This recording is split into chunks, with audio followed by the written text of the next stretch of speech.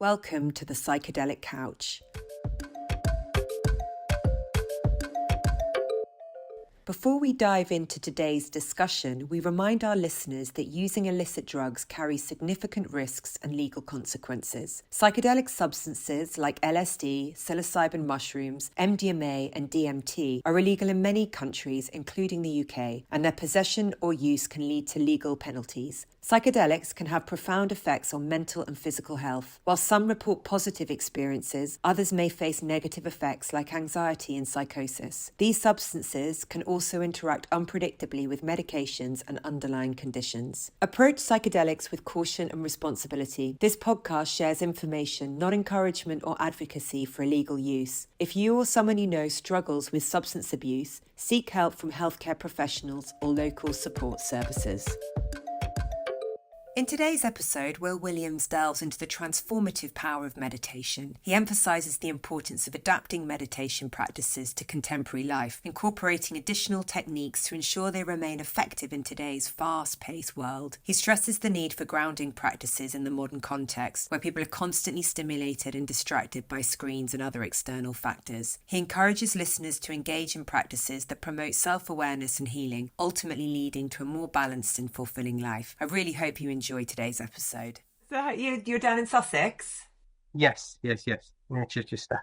Nice. Doing a retreat down there? Yeah. It's 10 days, and we've brought a number of practitioners down to combine. We've just been doing fascia work and Pilates and Qigong. They're now doing a walking meditation in the garden, and then we're going to be teaching them about how to use energy, harness energy, tune into your intuition, all these sorts of things. And then sort of at the very beginning of the day and at the late afternoon, I'm teaching them some very advanced meditation stuff, which helps them just shed years and years of pain and trauma. So it works quite nicely. Amazing. So they're practitioners, bodywork practitioners themselves. Yeah, so one is a bodywork practitioner, one is, she's just an energy healer, really, but she's the best I've come across in Europe. And then I've got a holotropic breathwork lady coming tomorrow to run us through that. And we've got various gong baths and things going on as well. So it's a very full spectrum experience. Amazing. Getting into the meditation piece, I mean, where did you start with all of this? Tell us a bit about your journey. I was very far away from this particular life. When I was younger, I was really, really, really hardcore. I mean, yeah, wild didn't really come close to describing it. I remember reading a few books by the Dalai Lama at university and thinking, wow, that's cool. There was a part of me that felt drawn to it. But I remember in my mid-20s, I thought, I'm going to check that meditation thing out. And I went to some Buddhist sort of manor house outside of Slough. It felt very culty, and I just sort of drove up, saw all of these people in their robes and shaved heads, and just drove away again. I was like, this is just not me. And then over the next few years, I had the worst insomnia imaginable. It had been building and building through my 20s, and probably working in the music industry didn't help because I was just out partying every night, and that was my job. And I tried lots of things. Hypnotherapy, reflexology, yoga, colonic irrigation. My mates told me that was good for insomnia, but I think they were winding me up. I mean, just anything I could do, because when you are only sleeping 2 hours a night, you would literally do anything to rectify it. And I enjoyed most of them, but they didn't really change anything. And I'd just given up, and I was out partying in Shoreditch one night.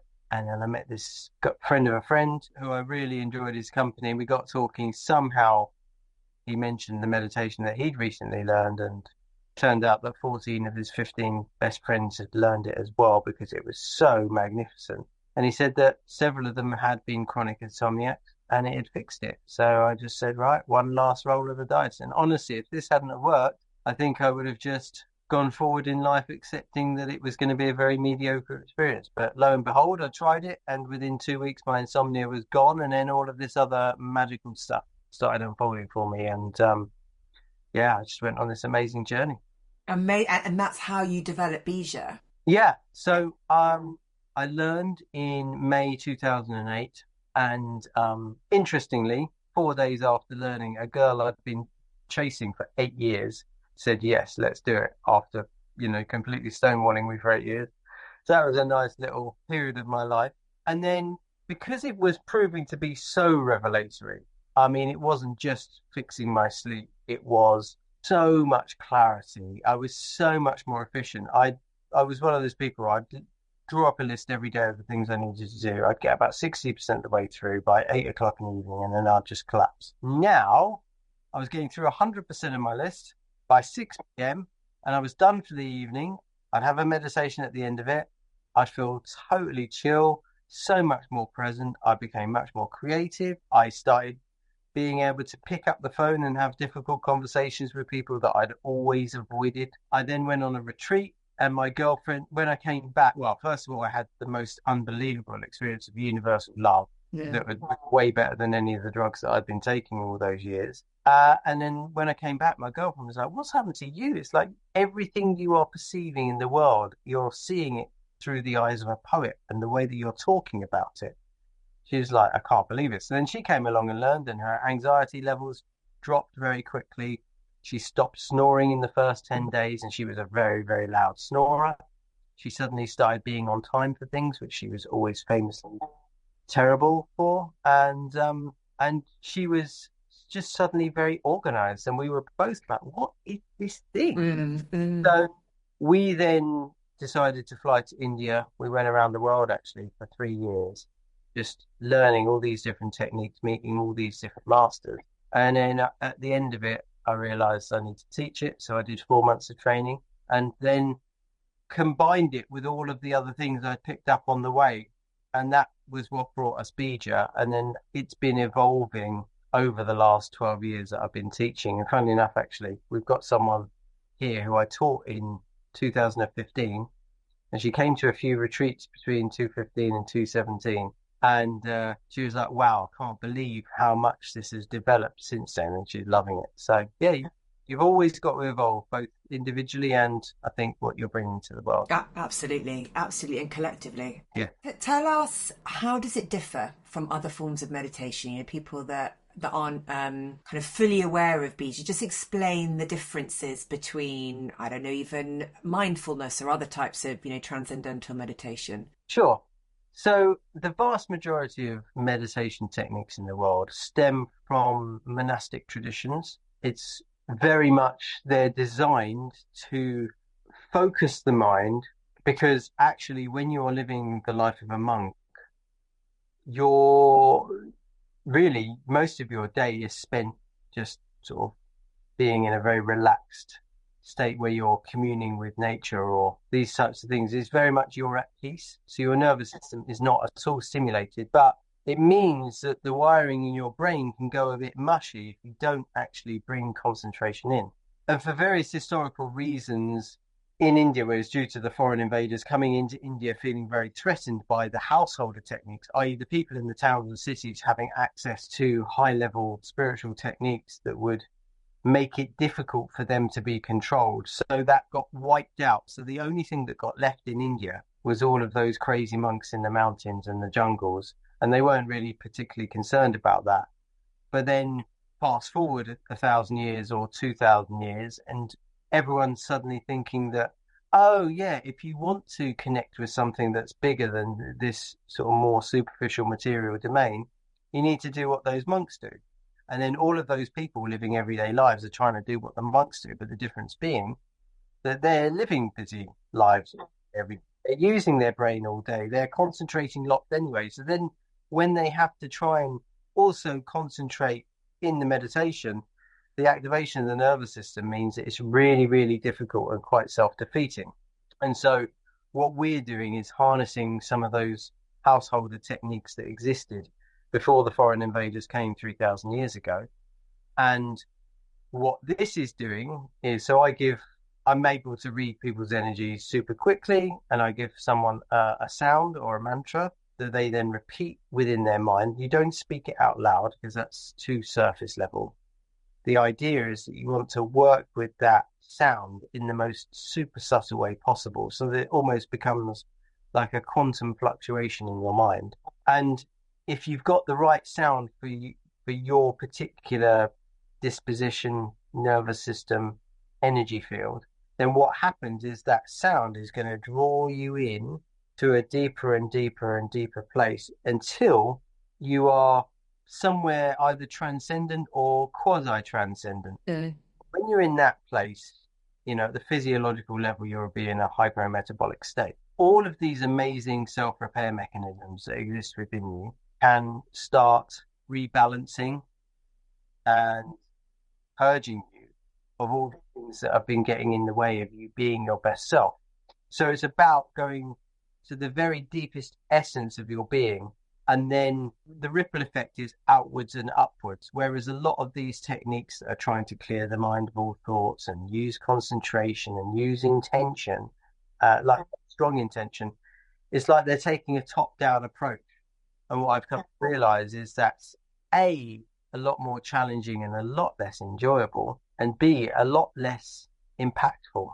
And of course, we're all so busy. If you're going to dedicate time to meditating every day, you want to be doing something that's giving you a lot of bang for your buck. So, it kind of makes sense to do something that A, harmonizes with our lifestyles in the 21st century, and B, that is going to give us the level of impact that we need to offset all of these very distortionary influences that we exist. And I would love to check something out with you. So, an experience that I get when I'm using my mantra is that we'll almost feel in the concentration, like I can feel a buzzing. It's like the energy's rising and it feels like it's upward moving. This kind Yeah, of, yeah, tension is the right word. It's like building. And then at the end, when you have the 2 minutes when you let go of the mantra, it is just like utter bliss because that's when the silence comes. that is absolutely what you're wanting. And with this particular practice, obviously, if you're doing other practices, it might well be very different. And I'm always keen to implore people to follow the guidance of whoever they've been taught by, because there's different ways to climb the mountain. But yeah, this is very much the directionality of it is more in the upward direction, and you do get the energy moving up through the spinal column to the brain. I guess, and to be fair, the origins of our practice and the origins of transcendental meditation are the same. So it's called the Shankaracharya tradition of Northern India. It's 10,000 years old. I think there's a few key differences there that when that tradition was really at its peak, people were living in the mountains and it was a very simple way of life. And you almost didn't even need to think about having to sort of ground your energy down. So TM, which is what they're called, are still teaching it like that, but without any of any modifications to adapt to the modern way of living. Also, what we've been doing over the years is building in these other added extras, particularly at the beginning and the end of the meditation, to make sure that it just is very well rounded for the modern experience. Because although it's great to kind of go up and, as you say, reach that field of bliss, the other way to look at it actually is that your consciousness, which is very individualized when you're in the waking state and busy, is kind of flattening down and out into a more universal field of energy consciousness, whatever you want to call it. And when you merge with that sort of ocean of consciousness, what you experience is blissfulness, because that's what's there. It's much more when you're in your individualized state that you feel more of the pain and the tension and everything else that can, cloud over some of our experience. But if you're going to go in the one direction, you want to make sure, and if you're saying up and out and into the transcendent realm, you want to make sure that you're still grounded down. And because we're not living in the Himalayas anymore, because we're looking at these screens all day, which are actually screens cause your energy to bounce out of your body. Just stress, stimulation, caffeine, Red Bull, all these things causing you to bounce out of your body. So you want to be practicing other techniques that just help bring you inside of your body so you can be in your body, but also simultaneously transcendent. And if you can do that, then the world is your oyster. And so, how important is it for you and your students to have other embodied practices? I'm thinking about like the Kundalini I do, or other kind of yoga, or other embodied practices to help root that. Um, I think other embodiment practices are very valuable. We teach them, the further people go along in the journey, the more we teach those things to people precisely for those reasons. And we're doing it in ways that are kind of quite short and sweet and work in harmony with this. Kundalini practices, I mean, allegedly they're meant to be a lot of immanence involved, but I think it varies from school to school as to whether that actually ends up being achieved or whether people end up popping out of their bodies. So it's one of those where I think it depends on the particular teachers that you're working with, whether it has the desired effect or whether it has a bit more of a mixed effect. But yeah, either you learn those immanence techniques with us or you learn them elsewhere. I think it's all really, really good. And I don't think you have to be precious about trying to stick with one tradition. You just need to be perhaps a little bit wise about which ones are actually good as opposed to just fashionable. Yeah. Or that are, there's a lot of things that sort of pop up in the well-being space where, they dazzle for a few years and, lots of people are like, oh, wow, that's the thing to do. And yeah, I'm not always overly impressed with the quality of those things. Whereas a lot of if the ancient stuff is still kicking around, your Tai Chis and your Qigongs and these sorts of things, then there's likely to be quite a lot of relevance to that. And even just dance, really, really good way to get in your body and to move your body. Because that's the other thing to bear in mind. With a lot of these monastic techniques, they're very, very rigid. They're like a very masculine way to approach spirituality. Sit perfectly still, sit in perfect silence. That's a very, very masculine way to do it. And actually, we need that beautiful balance between the masculine and feminine. And so movement and flow is equally as important. So things like dance, particularly freeform dance, can be really wonderful. You can do like ecstatic dance, there's 5 rhythms, or you can do something like salsa. And certainly when I lived in Colombia for a year, it was amazing because it actually it forces you to open up your body and to be able to move your shoulders. And so many of us Westerners, we're rigid as hell. White men, of which I belong to that category, our hips and our shoulders are just frozen and there's just no groove, there's no flow there at all. We're just dad dancing our way through life, and as well as not looking particularly hot on the dance floor, it's actually indicative of the fact that there are a lot of blockages there, physiological, that will actually then play out in the sort of mental domain and the emotional sphere and indeed the energetic one. All of those domains kind of interact with one another. And so if you're doing dance, you're learning to move your body with flow, but you've also got some control, then that can be really good. Or maybe I'd encourage people to explore more flowy types of yoga as well. Ones that aren't so rigid and definitely not ones that are really hardcore. That's my personal view. If your goal is balance, sometimes people are using things that could and potentially should be good for you, like exercise and yoga, anything kind of calisthenic, but they're doing it in such a hardcore way that not only do I question whether it's actually beneficial to them, I actually think it's detrimental to their long-term well-being. But they're addicted to the endorphins that get released as a result of doing those things. And really, I think it's actually a form of avoidance. They're just, lots of people with anxiety, for example, they become really hardcore runners. And I feel like they're almost hiding from the problem rather than really addressing the roots of it. But anyway, that might be controversial to some of your listeners.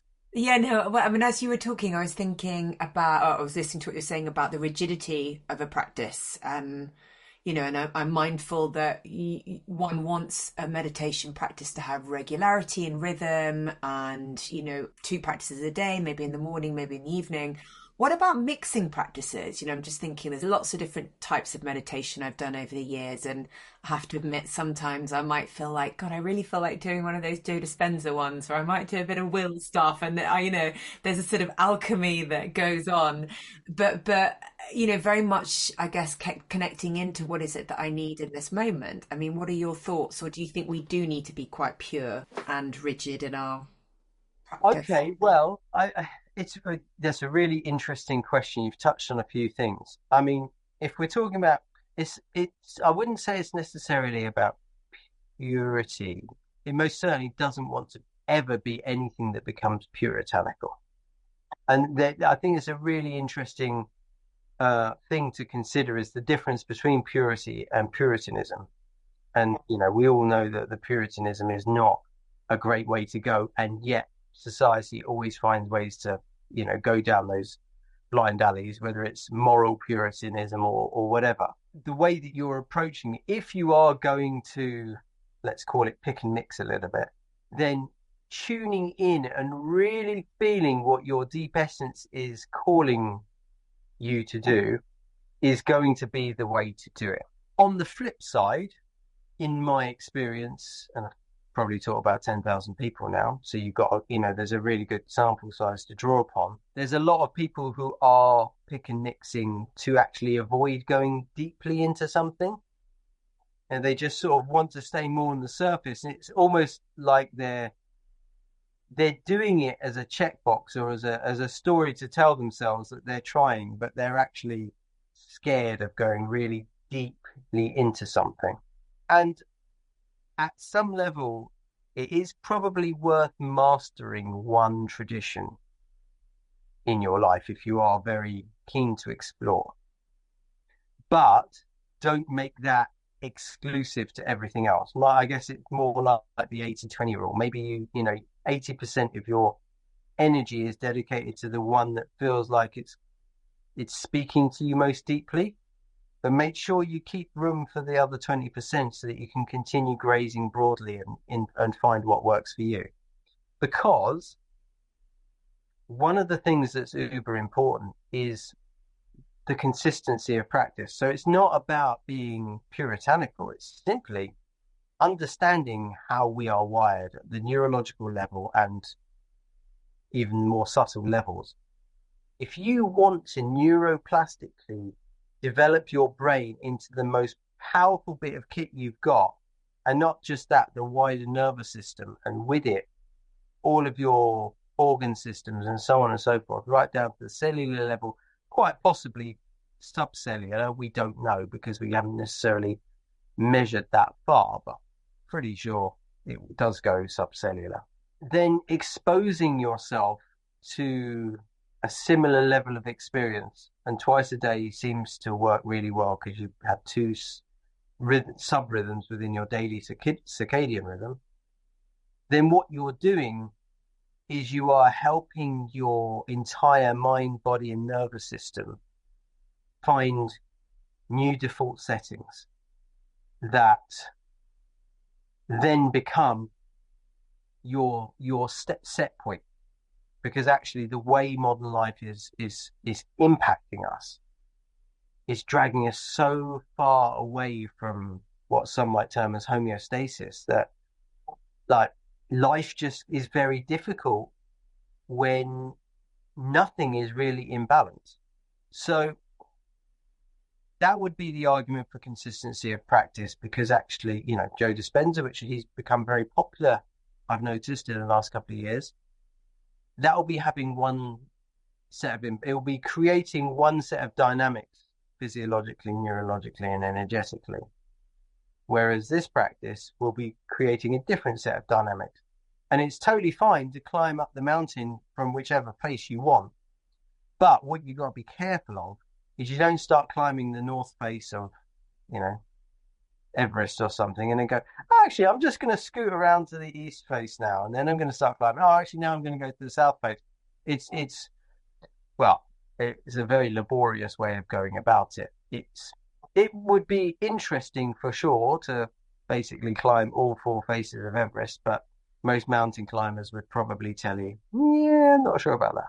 Well, the way I've sort of seen it is you have your like, it's like brushing your teeth. You have your twice daily practice, and then occasionally you'll go for a deep clean or go and see the Yeah. hygienist. So that's the way I've sort of. No, and that is, I actually highly recommend that, for sure. Going away and doing an immersive experience, or even if you feel capable of managing your own immersive experience at home, crucially important, definitely. And, whether it's within your tradition or something that is a wild departure from that, as long as it's been structured by someone who has a relative level of mastery of the entirety of our being, then you're all good. Again, it's whether what's been put together is as holistically beneficial as they think it is. That's the only. Okay. Okay, interesting. Food for thought. Could you tell us a bit more about the healing benefits? So, maybe thinking about the mental health benefits of meditation, of bija, the emotional well-being. I've got a particular interest, obviously, in the relational aspect, and I think there is huge benefit of meditating together if you're in a relationship, or the kind of the relational connection that is built through that. So, yeah, I would just love to hear your thoughts and your wisdom on all of that. Maybe we'll start with the mental, medical, and then move on to the physical. Yeah, so I guess let's start with the physical, because actually what I think, I mean, in recent years, people are starting to really recognize the mind-body connection, as it were. But for, until recently, most of Western medicine, they considered them to be completely separate things.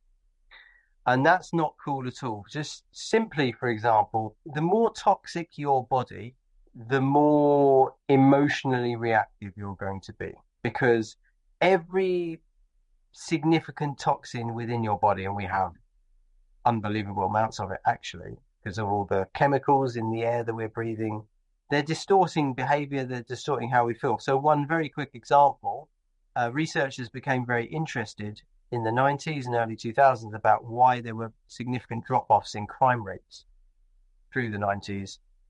And it was the same profile of decline. So they thought there must be some common cause. Turned out it was the lead in the petrol. So prior to that, just putting lead in petrol coming out of exhaust pipes and then us breathing it in, and that lead getting into our brain and distorting, whether it's our brain chemistry or simply the activation of our brain, it was leading significant numbers of people to engage in criminal behavior. And as soon as within, let's say, 6 or 12 months of you taking the lead out of the petrol and people are breathing slightly cleaner air, all of a sudden those criminal tendencies dissipate. That's one heavy metal that is in the air, and yet there's dozens of heavy metals in the air that we're still breathing every day. There's loads of shit in the water supply. There's, hormone disruptors and obviously microplastics. And then you've got all the stuff that's in our food, all the pesticides and fertilizers and other agrochemicals that they're using to basically industrialize agriculture and increase yields, but with little thought to how that might be affecting humans over a long period of time, because most of our medical studies are very much short-term in nature. People aren't, or what are the long-term effects, and they're also not understanding what are the long-term effects of combining this set of inputs and this set of inputs. And once you start to realize how all of those things end up impacting us and how much of that is inside of our body, and some of which, glyphosates, which are on most people's plates every day because they get sprayed on the crops, they're getting through the blood-brain barrier and causing all sorts of mischief in the brain. And, they're apparently carcinogenic as well. But giving yourself, your body an opportunity to go into a hypometabolic state so that it can clear out the physical toxins, massive. Not just for your physical health, but for your mental health and your emotional health.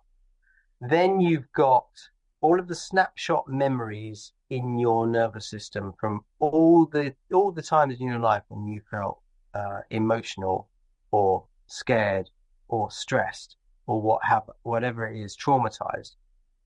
They're called samskaras in ancient India. That's where we get the English word scar from. And they literally, they reckon we have, this is Western scientists reckon that we've got at least 100,000 of these scars in our nervous system by the age of 18. And so one of the things that happens if you can get yourself into your deepest possible state is your body just starts releasing all of the emotional charge associated with these past events. So you still kind of remember the event, but it's not activating your nervous system to be more defensive, more aggressive, or withdrawn. You can actually simply respond to the stimuli in life that is perfectly appropriate to the context of the situation. And do you find, Will, that people, sorry to interrupt you, but do you find, because I find this naturally, but I wonder if this is because I'm an EMDR trauma therapist, that when you will be in meditation, you might connect to something or you might notice the feeling in your body, and people do float back and they will connect to that memory, or memories pop up for people Okay. that are, that they've not experienced that before, and suddenly they've got really useful material that's coming up that they hadn't otherwise been aware of. 100%. And it's really interesting actually, because what you start to realize is, well, first of all, you have lots of realizations about things that you didn't even know were lurking within, Mm. because it was, in all likelihood, it was sufficiently painful that you buried it and you suppressed it. And some people are keeping desperately busy in life to avoid almost feeling what's there. You can make yourself numb through busyness. And obviously, once you start doing all of this, you open yourself up, and then some of that stuff comes up and out. But the thing is, because you got this practice, you can handle whatever comes up and comes out. If it's done again, so another aspect with it is, if it's a subtle practice, A, you've got more chance of getting into the deepest realms, but B, it will unfold at a rate that is workable. If And you're doing a manageable. very wham bam thank you ma'am practice, stuff can come up before you're ready to deal with it, and that can actually be even more Yeah, traumatizing than the yeah, yeah. original trauma. And that's, and unfortunately there are some of these things out there, and you might go away for 10 days, and people are ruined by the end of it because they just were not ready for that level of exposure. So in IFS, Richard Schwartz sort of talks about this idea that we are made up of many, many, many parts. There's different parts form at different stages of our lives. And often as kids, there will be parts that are shameful and not acceptable in our family of origin. So they become exiled parts, they get sent off, and we develop managers and protectors that step in to be able to keep us safe. So if you go too quick and too fast and too hard, those protectors are going to activate even more so, and they send the firefighters in that are just like, no, we are not going there. So we have to be really careful, or we have to do the prep work to be able to get the support and the help of the protectors so that we can really gently start to bring those parts back in a very contained way. From your description, that sounds like a very, very useful and insightful model to work with, because it very much aligns with everything that I've seen and experienced. And as you become very, when you've been doing all the practice that can be done, your level of insight and perception and the way that you're able to read what's going on in the individual and going on in the collective becomes ultra heightened, and you can see exactly those dynamics that you've just described. And it's about allowing things to be gently coaxed out of you. And also, it's about, rather than trying to direct the attention and having a very sort of active ingredient mentality. But this morning, for example, we're working on the heart chakra. We've been doing one chakra a day today's the heart chakra day. And actually, the first hour we didn't do one. Every single thing that we were doing was in the lower body, from the waist down, because actually, you need to create the conditions whereby then, when the heart does open in a much more powerful way, it feels like it can do so safely and won't then slam shut. Mhm. first sign of trouble or danger or whatever. So yeah, that's a very, very wise approach to take. And so going back to this idea of having these memories stored up, one of the things that happens in life is we start to create multiple memories to do with a particular person or a particular place. And we should actually probably call it an entire network of memories. What then happens is we start developing narratives individually about what's going on, and including about ourselves. Obviously, if mummy or daddy tell us that we're a bad boy or a bad girl, that is it. That becomes the narrative we have about ourselves, and then every bit of life information that comes to us gets filtered through that prism, and we end up just reinforcing these beliefs about ourselves. And then of course that we might start engaging in self-harm or the more subtle aspects of self-destructive behavior, always sabotaging ourselves in every way possible. And obviously we may then start developing narratives about other groups of people as well. I think we do see this a lot between men and women, unfortunately, these days. If you look at social media, it's like people are carrying whatever wounds they've got towards possibly the other group, and then it seems that other people have got those wounds towards the other group, and hey, we all seem to have a shared understanding of what's going on here, and it's all their fault and blah blah blah. But actually, once you purge yourself of all of those pains and hurts, or maybe let's be a bit gentler on ourselves, once you purge yourself of 40, 50, 60% of those things, all of a sudden you've got enough bandwidth now to realize, oh yeah, actually, there's just certain, there were certain events in my life that colored my view in that way, but that's not actually the underlying truth of myself or of that person or of the world and the universe. And once you get to that place, you feel so much more trust in yourself, and you feel trust in life and the universe. You can begin to trust other people. You don't feel like you need to have all of these mechanisms in place to keep yourself safe, micromanaging everything, like controlling behaviors, and, or feeling like you've got to stress yourself to death in order to accomplish everything you need to achieve so that you can feel good about yourself. Life becomes something that you feel a master of, as opposed to you feeling a slave to. And I always, I'm sure you'd agree that kind of more time I spend on the matter in kind of a meditation space, the less effort that you need to put in the material world. You can cease being matter influencing matter, just like you started off at the beginning with your to-do list. Yeah. Suddenly you have intention there and shit just happens. And it happens in a way that you're not pushing and you're not kind of coming at it from a really forceful perspective. There's, like you say, there's a trust, and it just unfolds, and you become less, I don't know, attached to the outcome, I guess, as well, that you can just be Oh, involved. 100%. And I like the way that you phrase that last bit, which is less attached to the outcome, because it's not about being completely detached. There's no harm in having a preference. And again, I think, let's call it out. Within the Buddhist community, detachment is a really big thing. And it's like, yeah, if you're a monk, great. If you're a householder, you don't want to be detached from your children. What is going on there? So, and I'm not trying to knock Buddhism. I'm just saying that is only appropriate to some people.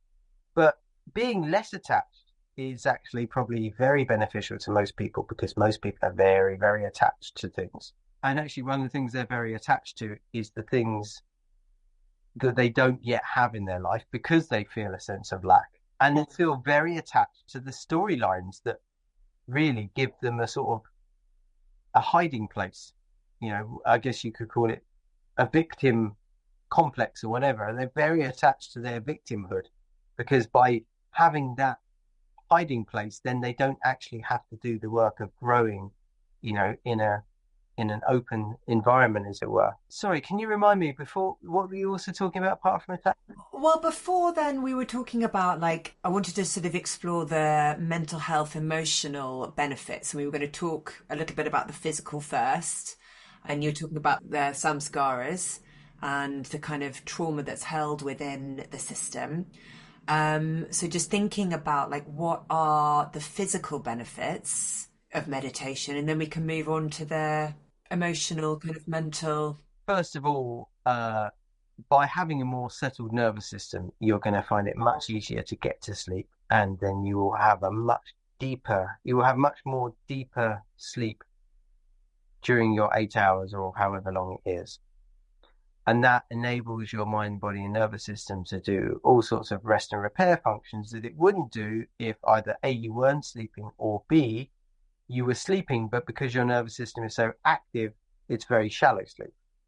That in and of itself is a game-changing shift in one's life. Then you wake up in the morning, let's say you do a meditation early doors. Now what you're doing is you're supercharging, you're building on that amazing foundation that your good sleep has provided you with, and you're supercharging yourself with more physical, mental, emotional energy to then go into your day so that you can adapt to all of the changing conditions, all of the changes in expectations, all of the demands that you will face during your working day, or obviously if you've got family life and young kids, they will present all sorts of challenges for you, so that A, you don't then just feel like you're running on empty the whole time, chasing your tail and just being a bit of a headless chicken, or just feeling exhausted the whole time. You can actually feel quite sparky. And I know what it was now. It's you don't feel like you are just grinding through life with effort. You can act, it feels like everything is flowing effortlessly. And that's why, the title of my book was purposely called The Effortless Mind, because I wanted to promote this idea that effortlessness is actually the most effective way to accomplish the most in life. And so at the physical level, it's going to be basically helping your internal alarm system, your amygdala, calm down, which means that all of your organ systems are not in fight or flight mode, working at a massive rate of knots. That's really good for your long-term health, cardiovascular, respiratory, because you're not pumping so many stress chemicals into your body. It means that instead of programming yourself to only breathe in the top third of your lungs, you're now using all of your lung capacity to breathe. So people's respiratory conditions go way down and they get much better oxygen carbon dioxide exchange, which again, I think we can all deduce that that's a really, really good thing. Massive improvements in your digestion.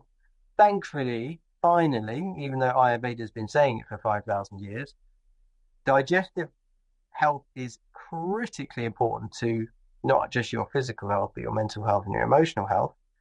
And we've discovered this little thing called the microbiome. It's like, oh yeah, it's quite important, bloody important, and might actually be the most important part of your health. But when we're stressed, what happens is our digestion becomes very inhibited, and a lot of the blood that would be directed towards our digestive tract actually goes elsewhere in the body. So you start meditating, and then all of a sudden your digestion starts to rebalance. And whether you've got something like IBS or IBD or, all of these different digestive issues that didn't seem to exist 50 years ago, but now everyone's got them, that becomes very moderate if it exists at all. But even for people who don't have those situations, you get a massive improvement in your digestion. That means you're extracting more and more of the nutrients, your minerals, your vitamins from the food that can then be metabolized into all of the cells within your body. And you've just got much better health at that level. From the immuno function point of view, chronic stress in your life, which pretty much everyone has these days, means that some of your immune system is just in overdrive. A lot more and more people getting autoimmune situations, but that also exhausts your body. So if you can damp down the level of unnecessary immuno overdrive, that's really valuable. But also, if you can make sure that you're not immunosuppressed by being more balanced, it means that when you do encounter these various things that would otherwise trigger you, you're okay. Like, your body just copes with it. Sexual health, massively improved. The more and more stress there is in the world, libido falls down, or we feel the need to gravitate towards ever more extreme forms of sexual stimulation in order to get us, to get the juices flowing. Reproductive health, male fertility is down 50% in the last 40 years, female fertility even more so. In response to two of the things you said there, the impact that when you're affecting kind of digestive system, the choice of food you then go for. I found definitely, my kind of reduction, if not actually no drinking of alcohol for the last few years, the change and the choice of diet. And then in terms of sort of sexual function, the type of sex that we're wanting to have. It's true. Okay, so we'll start with the dietary stuff first of all. One of the things that your body wants when it's in constant stress, constant fight or flight, which is what everybody in the industrialized world has got unless they're doing techniques to balance it. Because your body thinks that it's got all of these like life-threatening emergencies to deal with, even though actually it's just, having to deal with your in-laws or something.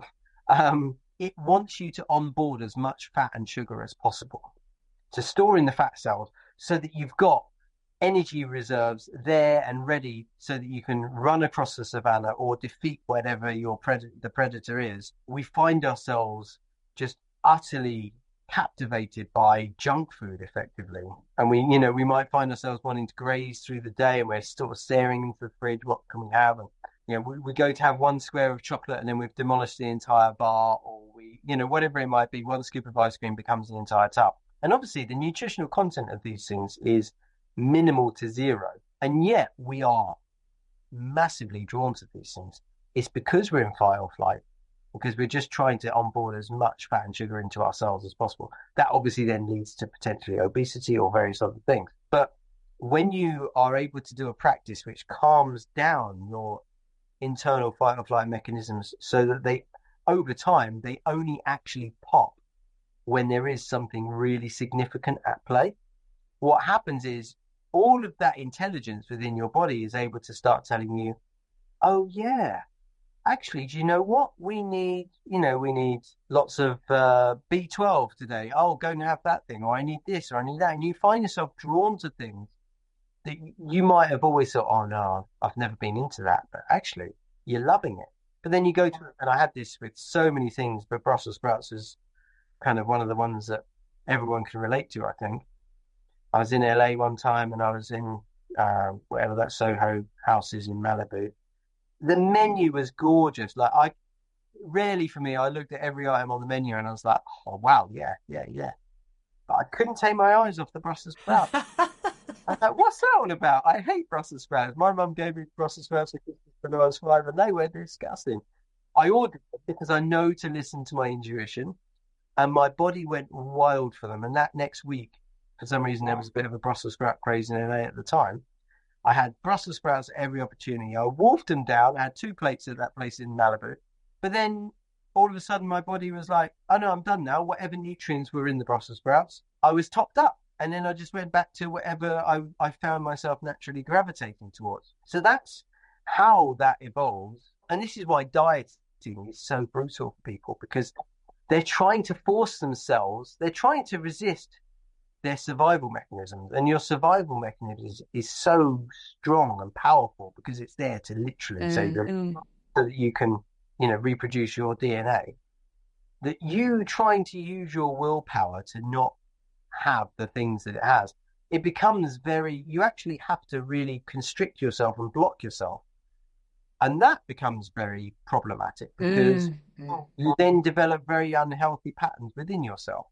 So the trick is to actually kind of hack your systems in a very subtle and gentle way to the point whereby your entire mind, body, and nervous system is gravitating towards things that are very holistically beneficial, where you are triggering all sorts of virtuous cycles in your life instead of the vicious cycles that all of those things do. Because obviously you smash through a tub of ice cream and you get the little spike high for a little bit, and then you feel really shit afterwards, and then the next day you feel really crap about yourself because you just feel your body's a bit inflamed, and you just feel a bit sort of fat and horrible and ugly maybe. And then you get home from work and say, oh, well, fuck you. Now that I've done it once, I might as well just have another tub of ice cream. And so these things do become very vicious. But if you can start triggering all the virtues, then you find yourself making natural, healthy choices. So, and then if you move all the way through to sexuality, as I said, when you're feeling quite numb, your preferences might be for more extreme things. when you're very much residing in your lower chakras, there's more of the sort of shadow element at play. And when you're more existing in your heart level and above, there is much more of a desire for something that is really loving, and there's a lot of depth there, there's a lot of connection.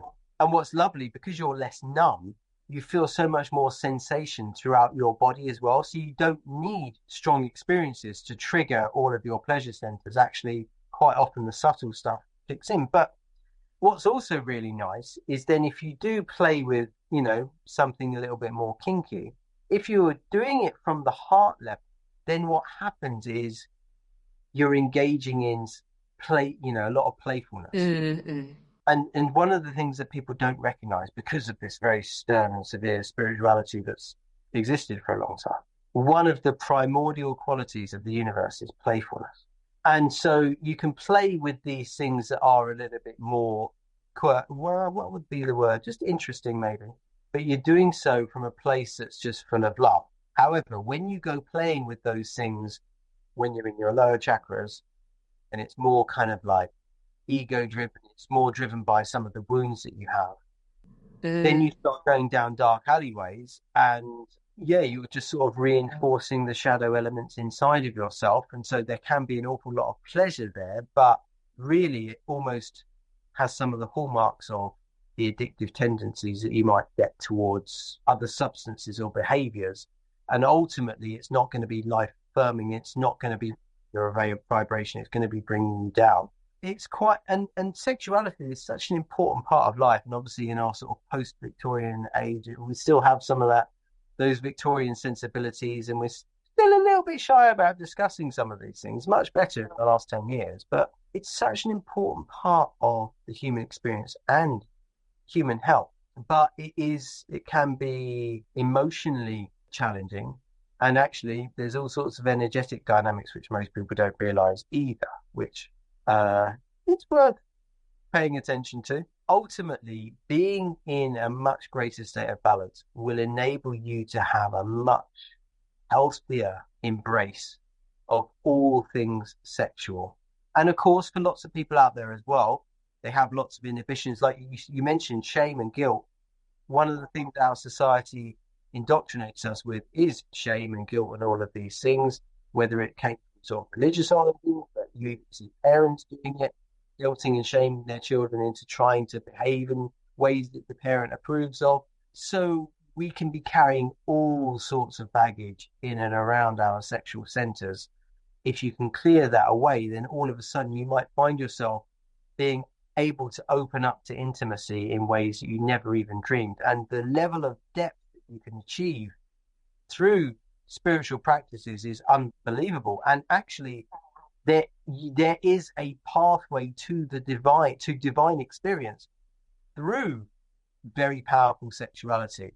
And those can be taught and learned and practiced. And you can go to places sexually.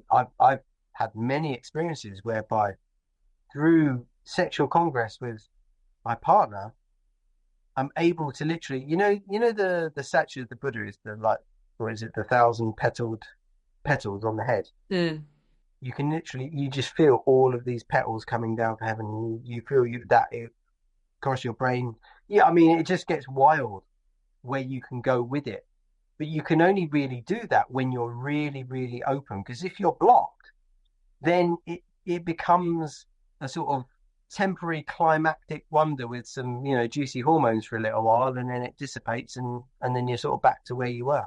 Well, and I suppose thinking what it is that meditation does for us in terms of our erotic system, we become much more alive, right? When we can Correct. start to be alive, and just feeling the sensation of our skin and what it's like to have, I don't know, the wind in our hair, that experience of aliveness.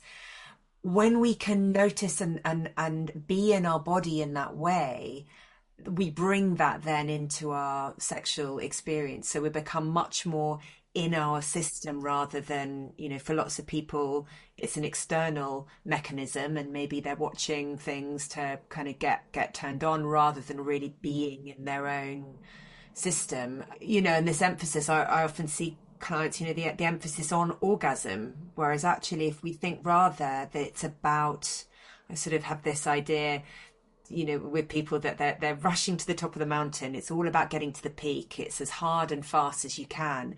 But rather, what if we spend, a lifetime discovering all of the nooks and crannies on that mountain, walking and finding a field and spending your time just smelling a little buttercup. Whether or not we reach the summit is irrelevant. So we change our focus, and maybe we orgasm, maybe we don't, but that's not the focus on the process or the journey. Well, and this is one of the things that happens when we feel an internal sense of lack, when we feel that we are not yet whole, we're always looking outside of ourselves for that thing that is going to complete us. And, we think, oh, I just need to meet the love of my life. Once I meet the love of my life, I'll be complete. And then you get together with them and you have 6 months of honeymoon period. And then all of those samskaras start get activating, and before you know it, it's Kramer versus Kramer. And then you think, actually, what we need children. Children are going to make me whole. Or, one or both parties are thinking, oh, do you know what? I just need to get to this level in my career. And once I've reached there, I can plant my flag in the ground and I've got there, I got to the top of the mountain, then I'm going to feel fulfilled. And they don't.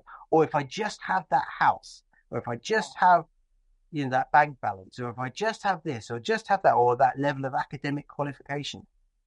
And it never, ever, ever actually comes to them. And it's one of the reasons, I've taught loads of billionaires. It's quite shocking how many I have. And the reason I believe is that they climb to the top of the sort of monetary mountain, realize that they feel just as average as they did before they made money. And so they have to look somewhere else. And, I guess you bounce from materialism to spirituality. Or actually, quite a number of them end up becoming addicts because they're just lost in, they got there and it didn't deliver what they thought. So they might as well just numb themselves with substances.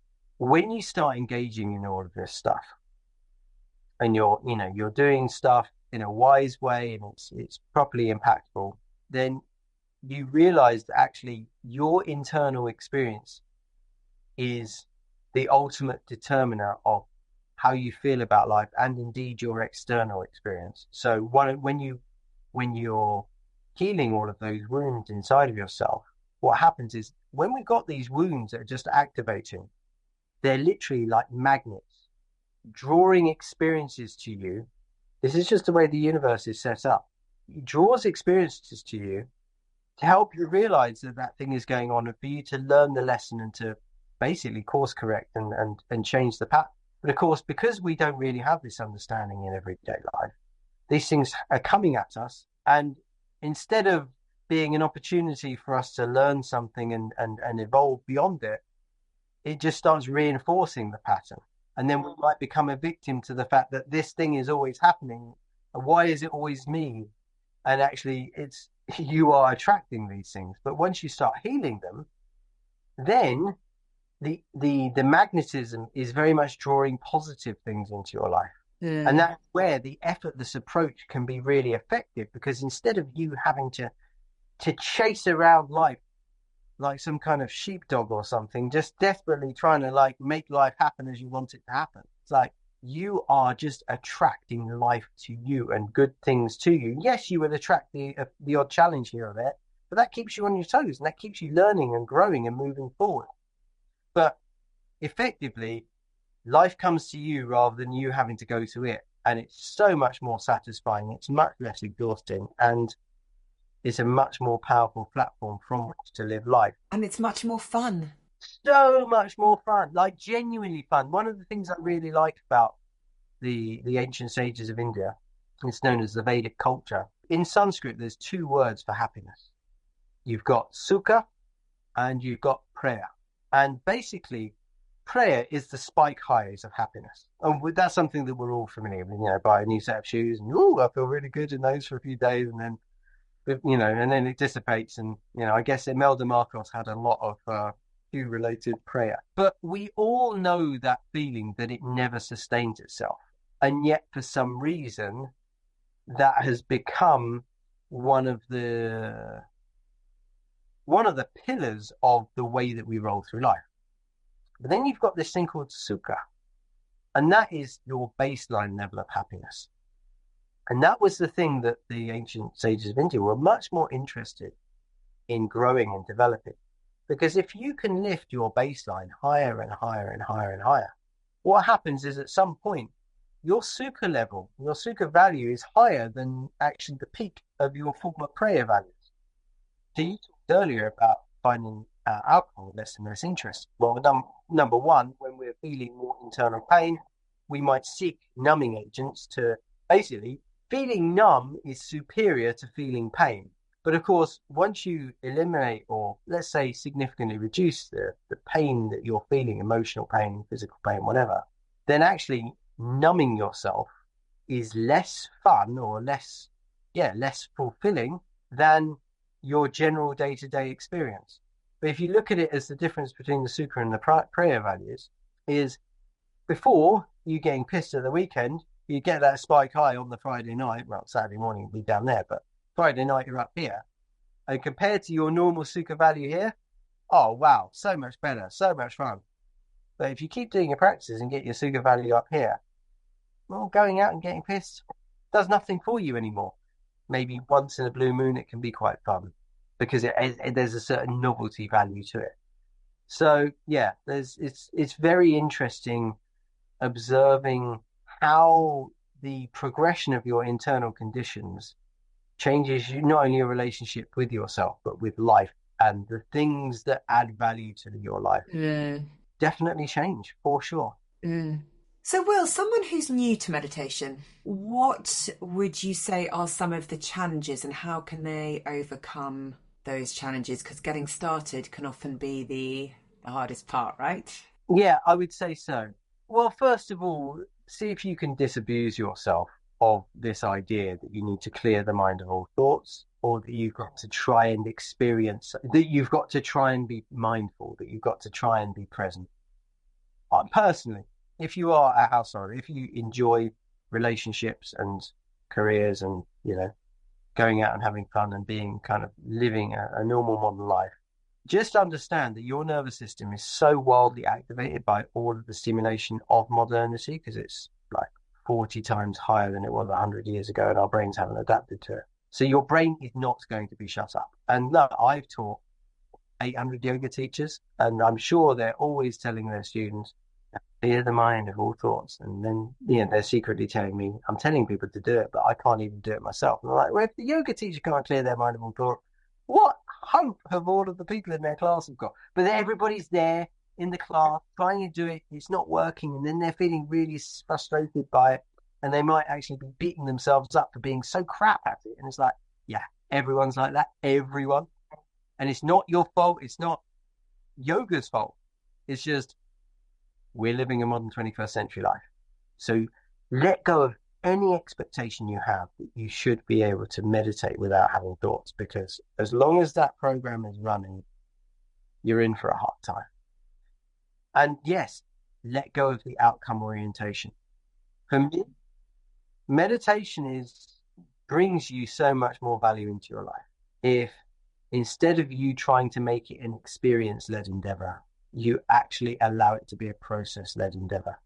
Treat it as a process that is going to help make the rest of your day and the rest of your life better when your eyes are open, and actually don't give a shit about what's going on when your eyes are closed. Because what's going on when your eyes are closed, for most people, is a lot of internal laundry, and you need to launder that out of your system. But laundry can be quite noisy. So you might get thoughts coming up, emotions coming up, everything else. But that's it. You're purging your system of it so that then when you're out there in the field of life, you're so much clearer of all of that stuff. So seeing meditation as a process rather than something that should give you some kind of wonderful experience that should be some kind of escape portal from life, no, I don't think that's going to help anyone.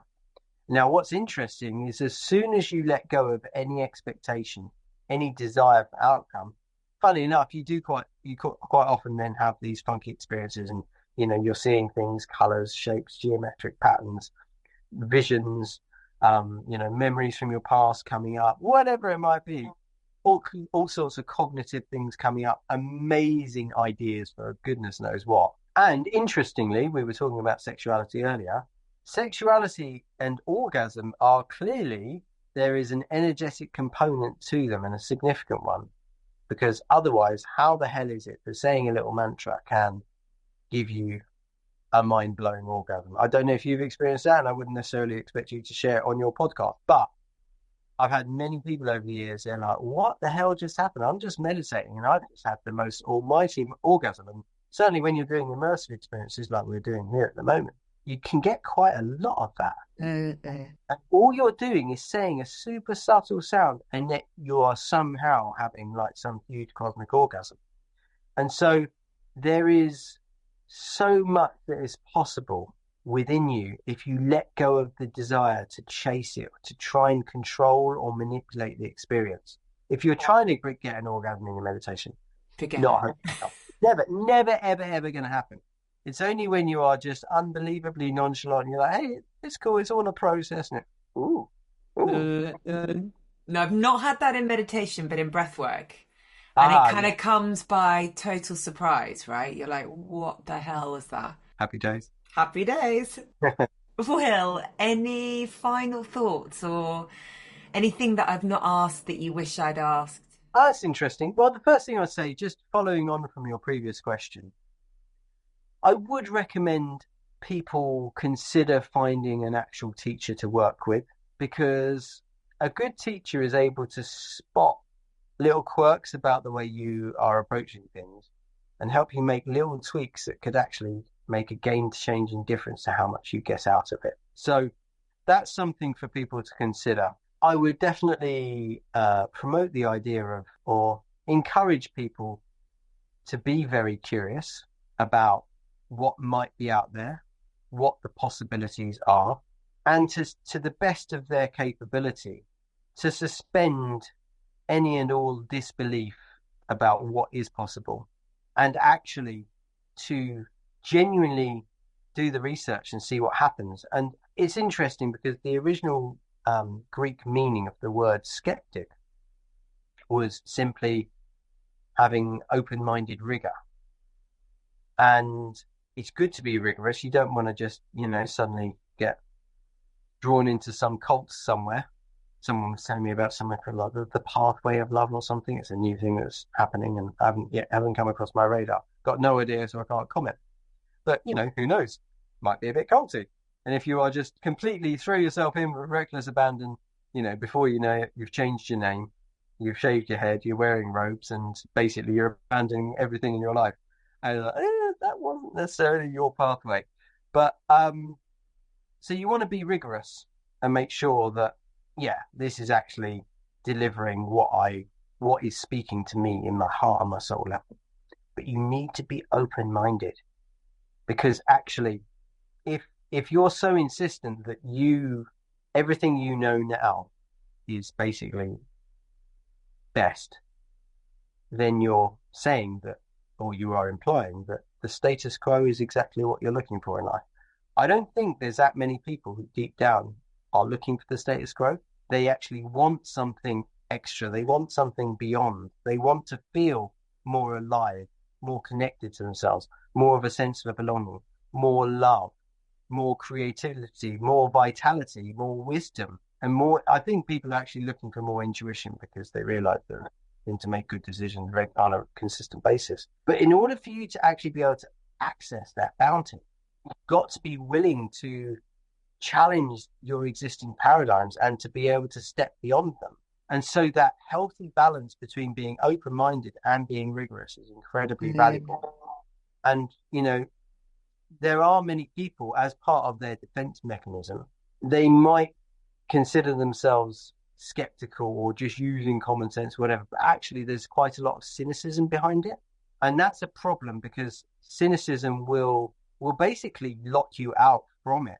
And actually, I don't know if you're aware of the term psychological reversal, where like you can take a medicine. You can literally take a medicine that research has proven that it cures or significantly alleviates 80% of symptoms or whatever. But if you are in a state of psychological reversal, you can take the medicine all day, and it doesn't do anything. And it's exactly the same with, these types of practices, energy medicine, anything.